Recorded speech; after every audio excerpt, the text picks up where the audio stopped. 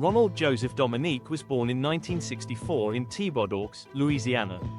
He grew up in a working-class family in a small Bayou town. Classmates remembered him as quiet, sometimes picked on for being different. In his adult years, he lived a modest life. He worked low-income jobs, struggled with his health, and had financial issues. He moved in and out of trailer parks, often unemployed and isolated. By the late 1990s, young men began to go missing across southern Louisiana. Their bodies were later found in rural areas, fields, canals, ditches. Each victim was male, many were homeless or had criminal records. For years, no one knew who was responsible. The victims shared a disturbing pattern. They were strangled and often partially unclothed.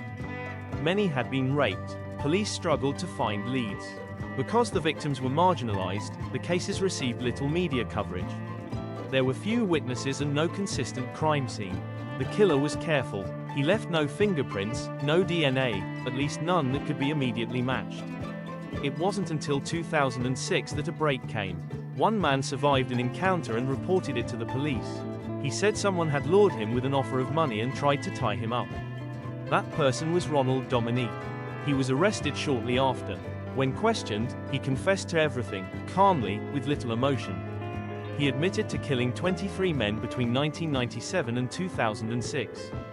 His method was calculated. He offered rides, money, or shelter, then attacked when they were isolated. Many of his victims were chosen because he thought no one would notice they were gone. He targeted the vulnerable, those living on the streets, people with records, or men desperate for money. He said he feared rejection and anger from others if they found out he was gay. In his mind, murder was a way to avoid humiliation. Dominique pleaded guilty to avoid the death penalty. He was sentenced to multiple life terms without parole. His case received little national attention at the time. Some argue it was because his victims were from overlooked communities. Others believe it's because he didn't fit the typical image of a serial killer. But the damage was devastating. Over 24 families were left with unanswered questions for years.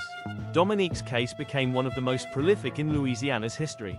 Yet his name remains lesser known in true crime circles.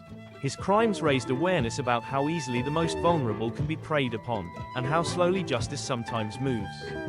Today, Ronald Dominique is serving life in Angola prison, one of the toughest prisons in the US. His story is a chilling reminder that some of the most dangerous people can seem completely invisible. And they often hide in plain sight.